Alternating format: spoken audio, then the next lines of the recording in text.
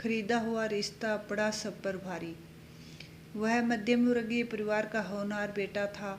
उसने अपनी मेहनत से और लगन से सिविल सर्विसेज में सब एग्ज़ाम पास करके बहुत अच्छी पोस्ट पर डिप्टी कलेक्टर में लगा था।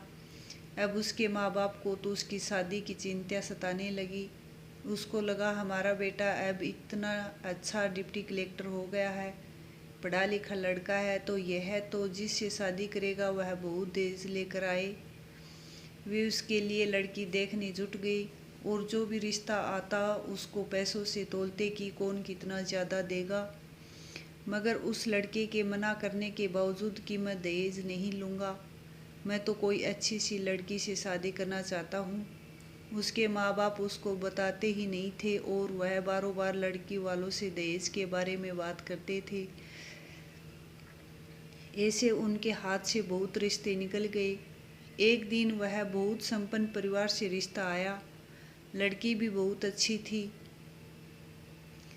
लड़की के माँ बाप ने लड़के की जानकारी के बाहर उनसे बहुत सारा सोना कार दहेज की मांग करी। वह लोग संपन्न थे और ये रिश्ता खोना नहीं चाहते थे। फिर तो वह शादी के लिए मान गई। लड़के वालों ने यह शर्त रखी कि यह बात मेरे बेटे को पता नहीं लगनी चाहिए।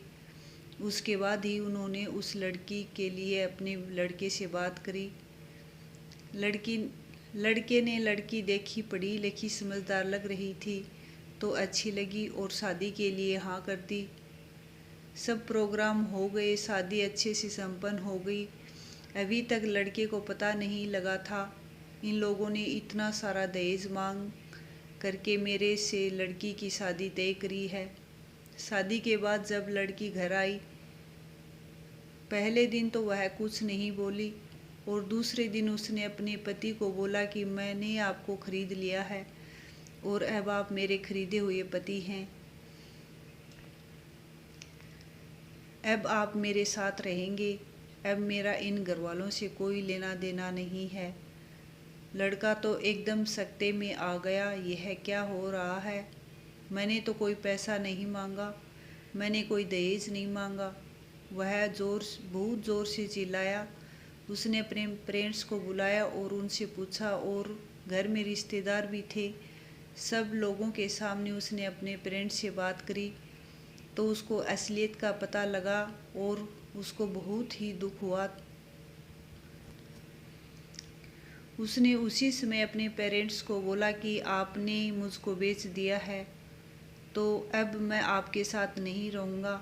आप यह पैसा, गाड़ी, सोना सब रखें क्योंकि मेरे को मेरे ससुर साहब ने खरीद लिया है तो अब मैं उसके पास ही जाकर रहूँगा। अन्यथा आपने जो भी पैसे मांगे हैं, जो भी दहेज मांगा है वह वापस करिए, तब मैं आपके पास रहूँगा। खरीदे हुए रिश्ते कितने दिन चलते हैं। शादीशुदा एक पवित्र बंधन एक दूसरे के ऊपर विश्वास का बंधन है, ना कि यह खरीदा हुआ रिश्ता है। इसलिए या तो आप यह सामान वापस कर दीजिए या मैं अपने ससुराल में जाकर रहूँगा क्योंकि मेरे को मेरी पत्नी के साथ रहना है, इसलिए मैं यही कर सकता हूँ। माँ बाप बड़े परेशान हुए और दुखी भी हुए और उनको अपनी गलती का एहसास भी हुआ। उन्होंने दहेज का सारा सामान लड़की वालों को लौटा दिया।